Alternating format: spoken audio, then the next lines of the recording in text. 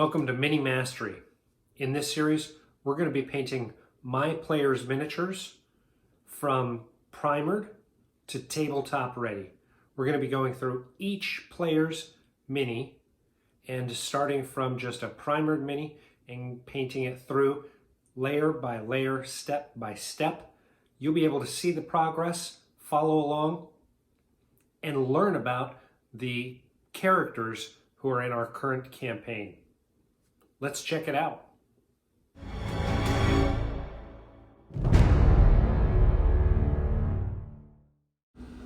And going back to our half-elf paladin, Jah, who is one of the members in the adventuring party in the campaign. Last week we painted the pants as well as the tunic. I think they came out pretty good. They had a full week. And today we're going to be focusing on the loincloth and the Vambraces. This is a funky one where the Vambrace on the one arm has the leather lower and the decorative upper. This one does not have the leather lower, just the decorative upper. So we will be doing those decorative uppers as well. Seeing what else we can get to. We wanted to incorporate lots of greens on this mini. So that's what we're going to do on this loincloth. Here we're just putting on a base coat. And this is thinned down and just a forest green. I like this color just because it's a very warm green and blends well to darker or lighter shades. So a good medium green.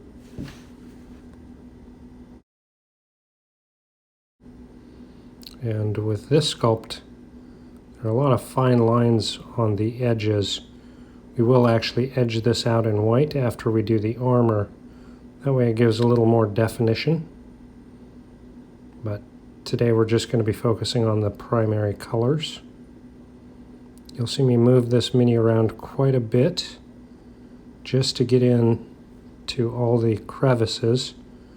Make sure we've got good coverage.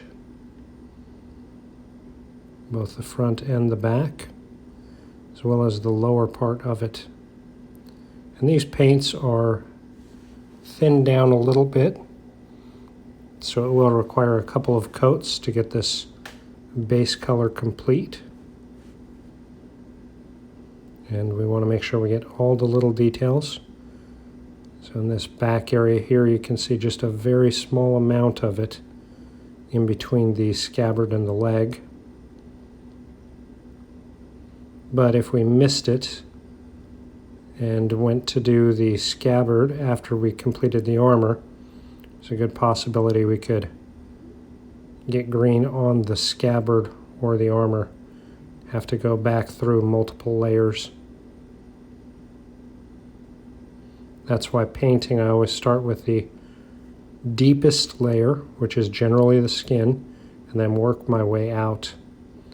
This layer is a little different because it does sit over some armor, but because more armor is above where this is in relation to the upper chest area and the stomach area, I wanted to cover this part first.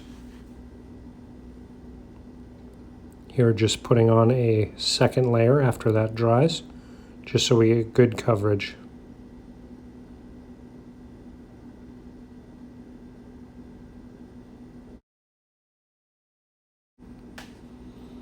Because we started this campaign at level 1, we haven't gotten to do a whole lot of character development. So Jah in particular having the first mini. But I've got a mini prepped for Gonthor, who is a warlock. And I have a mini prepped for Del, who is a cleric. And I know it's a wizard mini. We'll come back to that. And then I've got the dwarf Dave, who is a fighter. And then finally I have a mini for Matras, who is a rogue. So Matras and Del, both of them, the minis don't match the characters exactly, but there are facets of them that I really liked that I thought called the characters out well, and we'll talk more about them when we're painting them. Now let's jump back into Jaw. We've given that green some time to dry, so we can start laying in some shadows. And for these shadows here, I'm actually using a very thin purple. So the purple will contrast with the green really well. It really sits in the shadows because it's a wash, and will really make that green stand out compared to the shadows. And just in the deepest crevices, we're putting this wash in, and then we'll give it time to dry. You can already see that's got quite a bit of darkness going into those lower areas. Now we just need to wait for it to dry.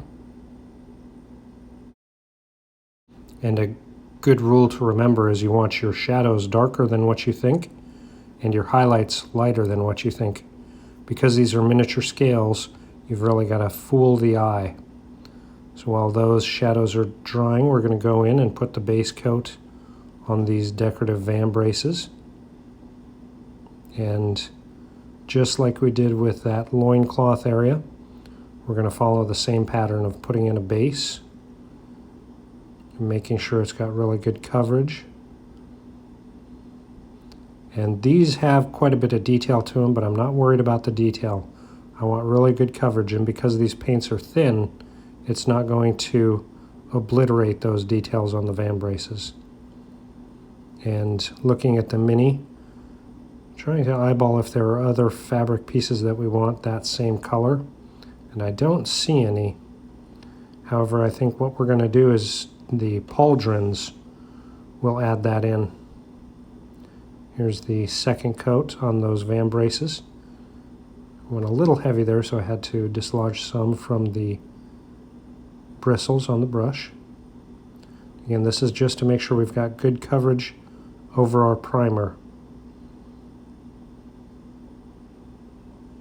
And making sure that we've got all the crevices painted. Again, thin paints, so we're not obliterating the details. And then here I'm just dropping in that shadow color.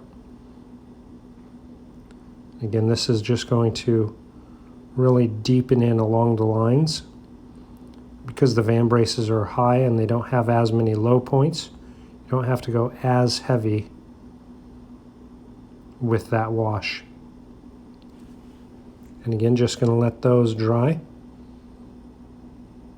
And because it's a wash, it may take a little bit longer just because it's so much wetter than your paint.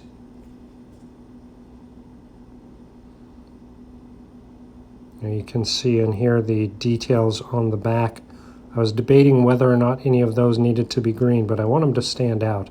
It's a bedroll, his scabbards, and there's a little bit of a pouch or backpack behind that bedroll. Now I know I'm going to use leathers for the scabbard, probably grays for the bedroll, and then that backpack, that hidden backpack piece, probably more in leathers. Lots of details on these minis. Reaper has fantastic sculpts that just have a ton of detail. That's why I always recommend Reaper to anybody. Of course, they are not a sponsor of this show. However, if I'm telling you that I trust Reaper and they're not sponsoring me, it's because I really enjoy using them.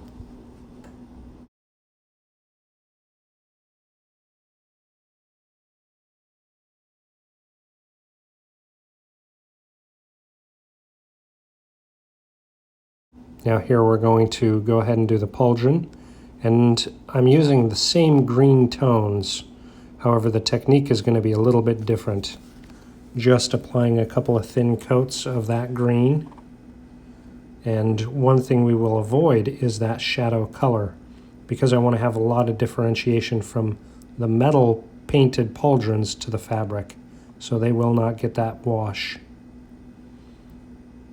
Moving up into highlights now. This is the medium, the base coat green again. I'm just going over the higher areas to bring those shadows and the base color together a little bit more. This will erase or blend any of the variances from that shadow into the base coat color and really make that base coat nice and vibrant. So as we begin to highlight, we've got a good solid deep base of that medium green. You can tell from the base that the player has requested lighter greens or lime greens. So that's what we're going to be highlighting up to. And just making sure everything is nice and dry before we start progressing. This is our one shade lighter from our mid-tone, so this is starting to get a little bit lighter greens mixed in. And you'll see on this loincloth, especially on that left side, it's a pretty deep channel and a very thin, higher area. And then same with that back end. So it won't get as much paint. These wider areas in the back also will have that same technique. And then of course, just making sure that we're following where we anticipate our light, which for heroic figures, I always put directly above them where I want my light source to be. So the shadows under the scabbard will stay shaded. Here we're going into the Vambraces. That's covering about 3/4 of what we previously painted and shaded. And then of course, as we continue to light, that will get lower and lower. With this mini here, I'm trying to work in some of the aspects of it into the game. So currently, Jah as a character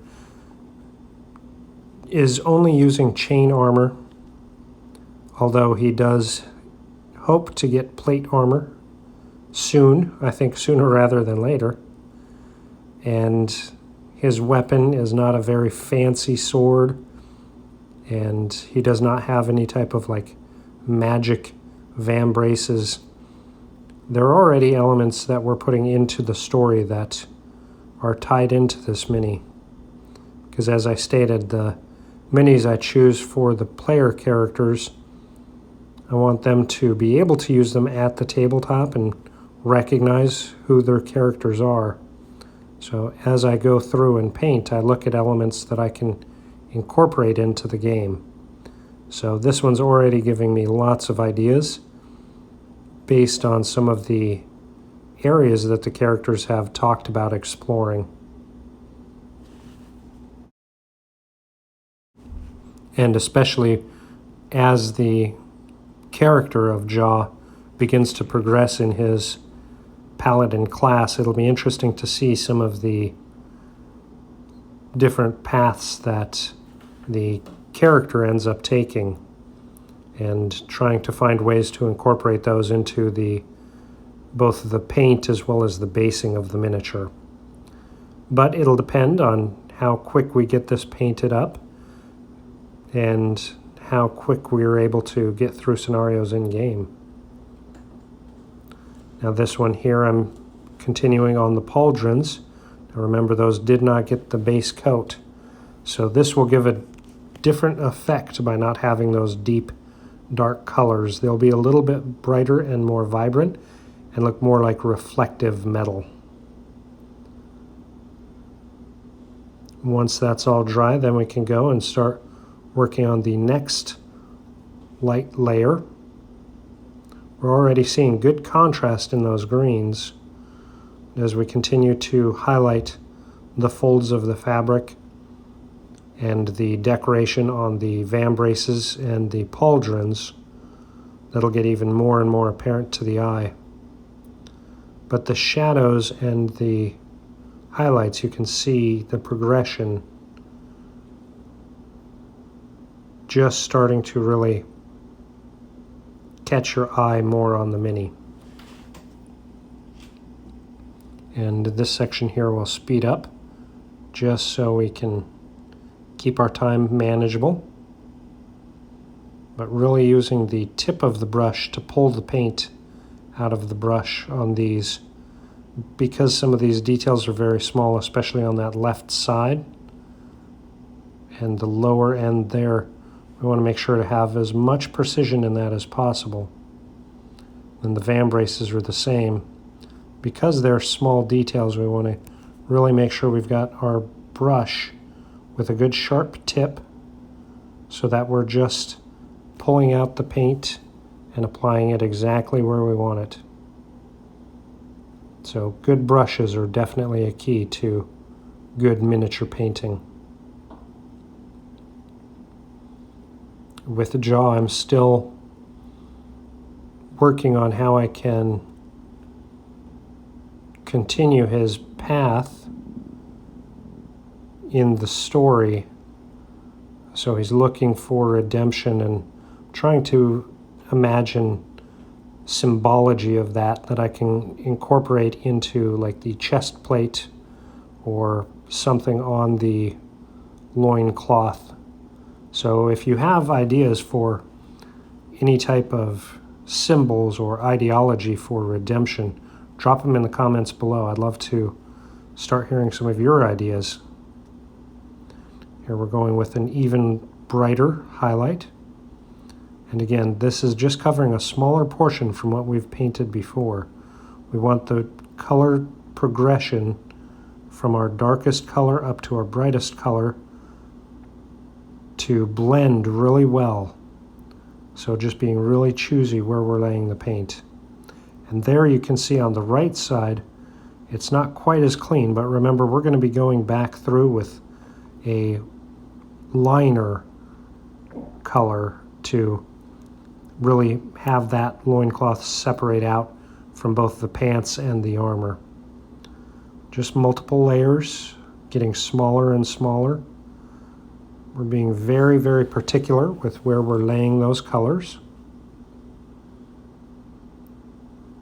And just on that loincloth alone, you can see so much dimension. That color progression seems to be working really, really well. And just very deliberate on color placement and brush strokes. Even though these are miniature in scale, most of the time you're going to pick them up to give them a once over. So you really draw them pretty close, so you want to be precise. And carrying those colors into the pauldrons. Again, these are going to react a little bit different because of the material. So we're going to put the highlights at the center where the brightest light is going to be shining on them. And then for the Vambraces, because these areas are so small, we really want to make sure that we get just the most important highlighted points done, because we do want to keep those shaded areas, the darker progression, and then just almost lines or pinpoints of color, brighter and brighter.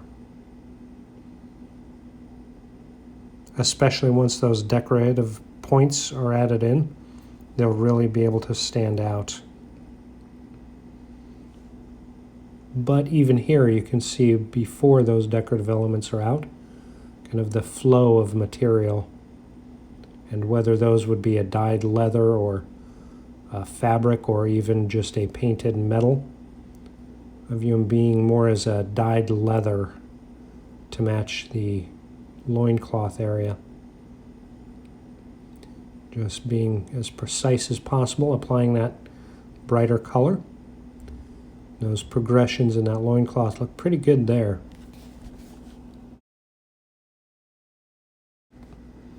And more of the same. Now this is the second to lightest color. This will be the kind of final area we use on fabric. We don't want this to get too bright because it's not as reflective a surface as those pauldrons would be with paint. So this is the second to last layer on the pauldrons.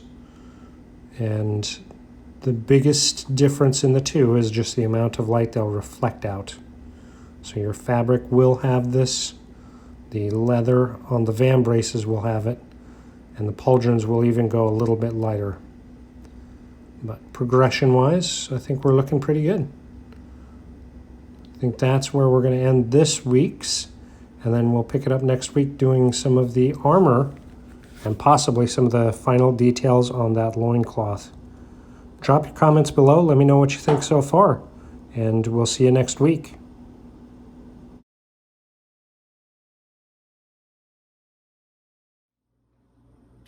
Thanks for watching our video. We hope that you enjoyed it, and we'd love to have you subscribe. Feel free to hit that button if you care to get notifications for when we post new content. Leave your comments below and help us answer the question of where will your adventures take you. Enjoy.